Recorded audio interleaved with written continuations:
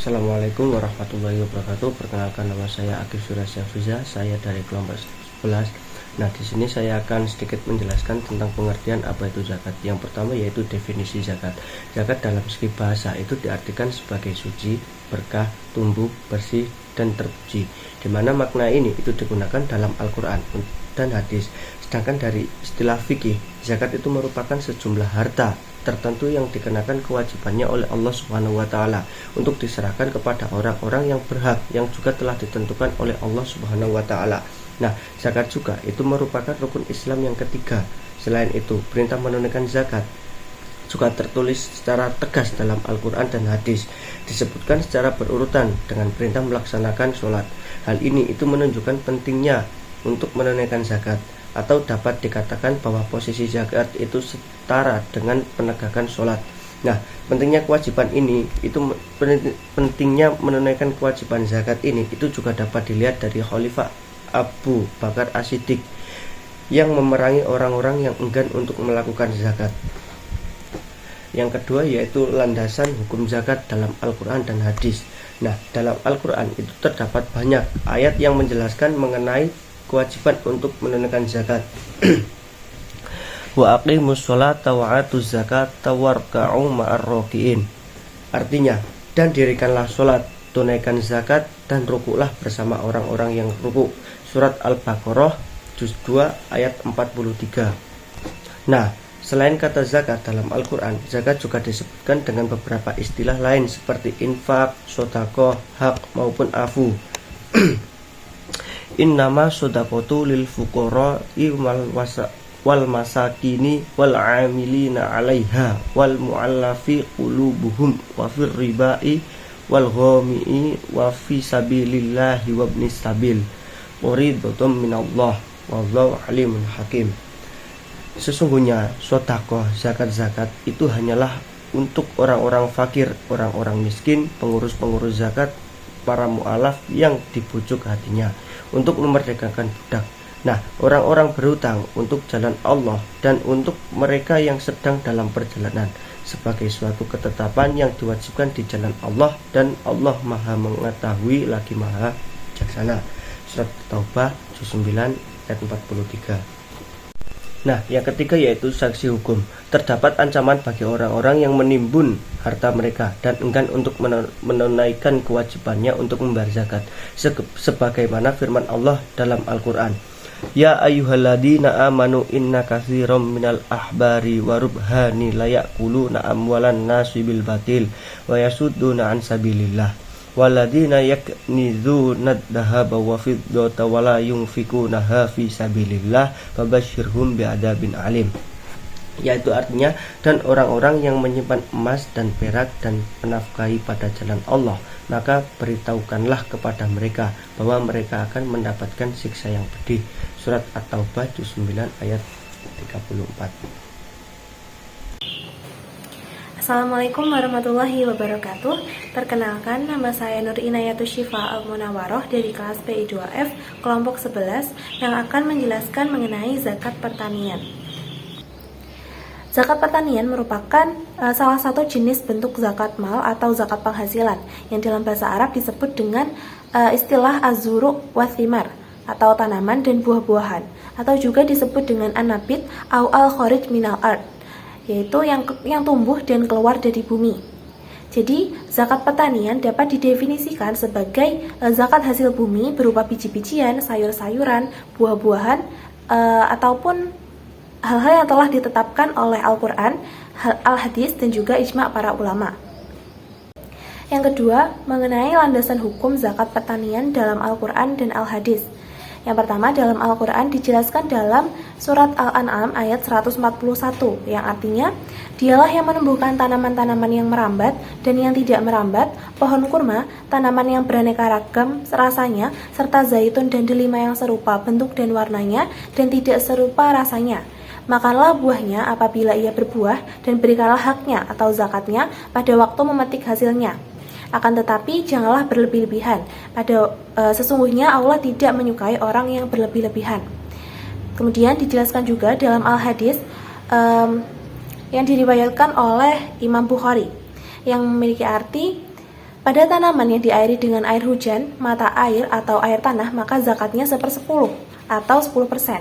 Sedangkan yang diairi dengan menggunakan tenaga, maka zakatnya 5% atau 1/20. Kemudian ada juga hadis riwayat Muslim yang juga menjelaskan mengenai zakat pertanian, yang artinya tanaman yang mendapat air sungai atau tada hujan zakatnya 1/10 atau 10%. Dan tanaman yang mendapat air dengan cara usaha seperti dengan kincir air dan sebagainya, maka zakatnya 1/20 atau 5%.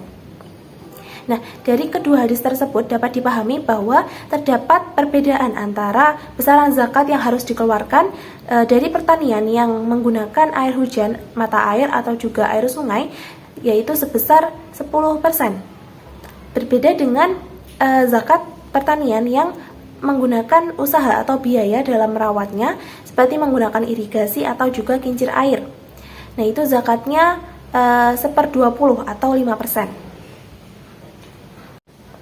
Nah, yang ketiga adalah syarat wajib zakat pertanian. Jadi terdapat beberapa syarat yang harus dipenuhi oleh muzaki sebelum menunaikan zakat pertanian. Yang pertama adalah Islam.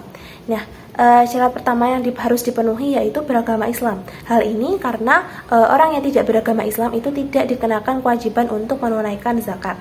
Nah, yang kedua adalah merdeka atau al-hurriyah. Jadi orang yang merupakan budak atau hamba sahaya itu tidak memiliki kewajiban untuk menunaikan zakat, melainkan mereka termasuk ke dalam golongan mustahik zakat atau orang-orang yang berhak menerima zakat. Nah, yang ketiga, balik dan berakal. Jadi zakat itu tidak diwajibkan kepada anak kecil dan juga orang gila.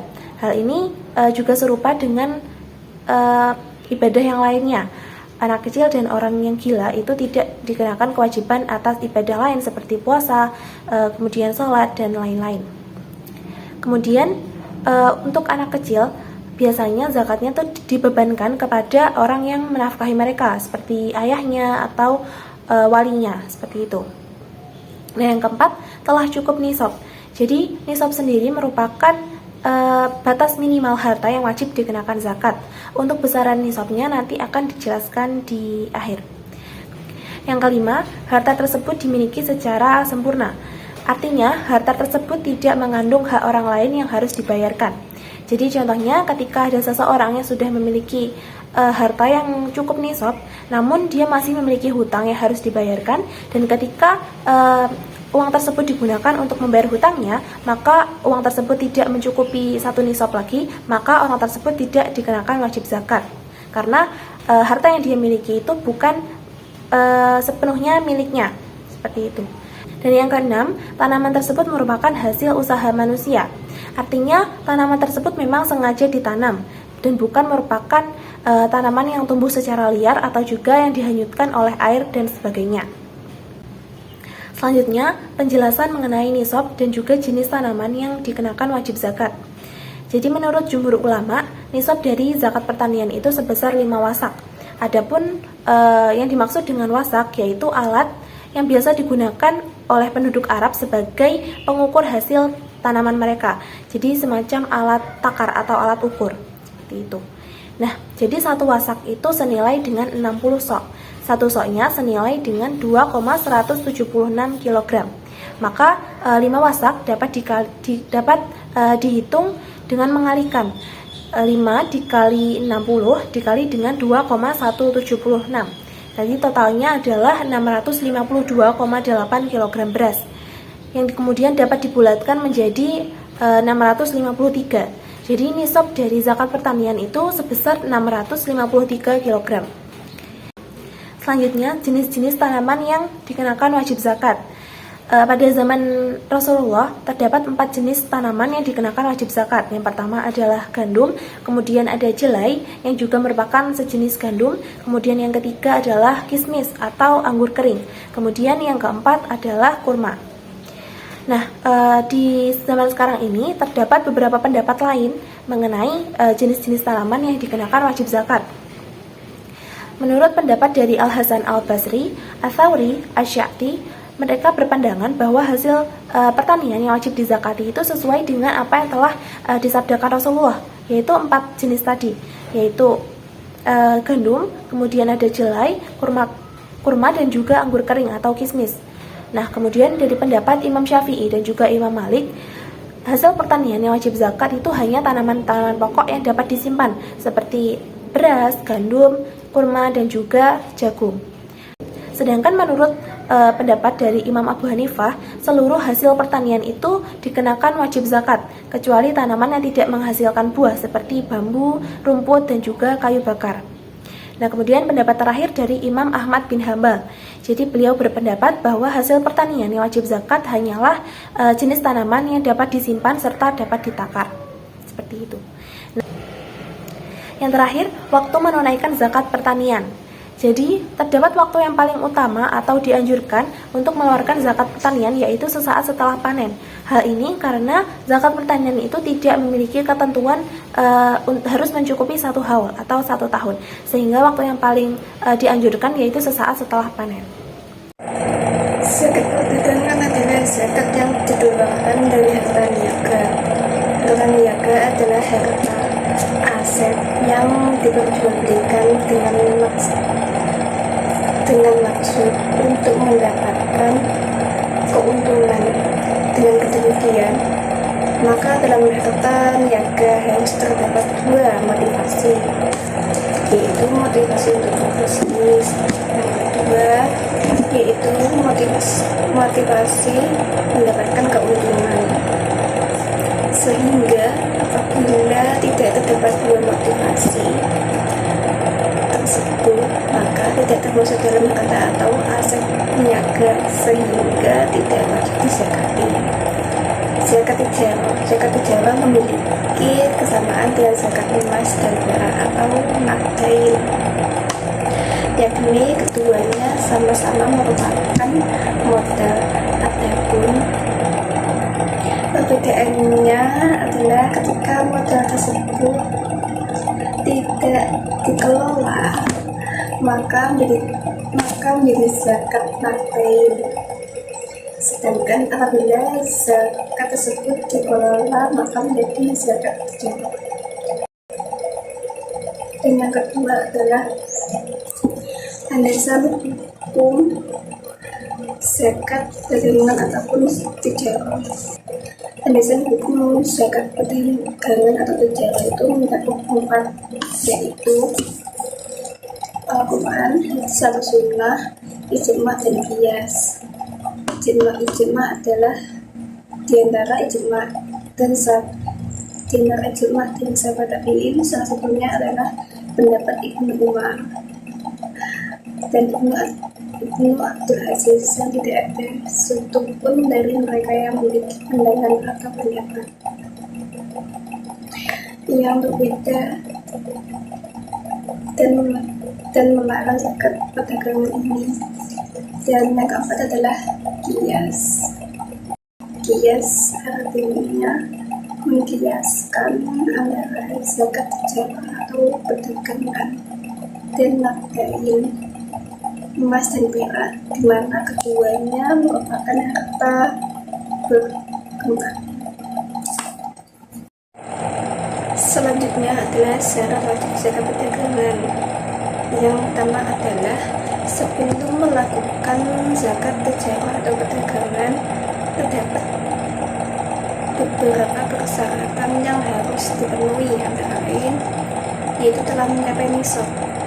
Adapun nisab zakat tijarah sama dengan zakat nakdain, yaitu emas dan perak, yaitu sebesar 85 gram emas. Yang kedua adalah telah mencapai haul. Maksudnya haul di sini adalah nisab perdagangan haul baru dihitung setelah nilai barang dagangan telah mencapai nisab. Dan yang ketiga adalah telah diniatkan untuk diperdagangkan sejak awal.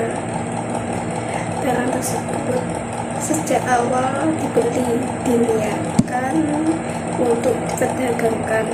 Hal ini karena setiap amalan tergantung kepada niatnya, sedangkan tijarah atau perdagangan adalah untuk termasuk amalan, maka harus ada niat untuk didagangkan sebagaimana niatan dalam amalan lainnya. Dan yang selanjutnya adalah yang keempat adalah dimiliki secara penuh. Maksudnya dimiliki secara penuh adalah artinya barang tersebut dimiliki atas pembelian sendiri dengan cara yang mubah atau boleh atau diperbolehkan dalam Islam, baik melalui jalan mencari keuntungan atau memadok. Dan yang kelima adalah bukan merupakan harta yang asalnya wajib zakat.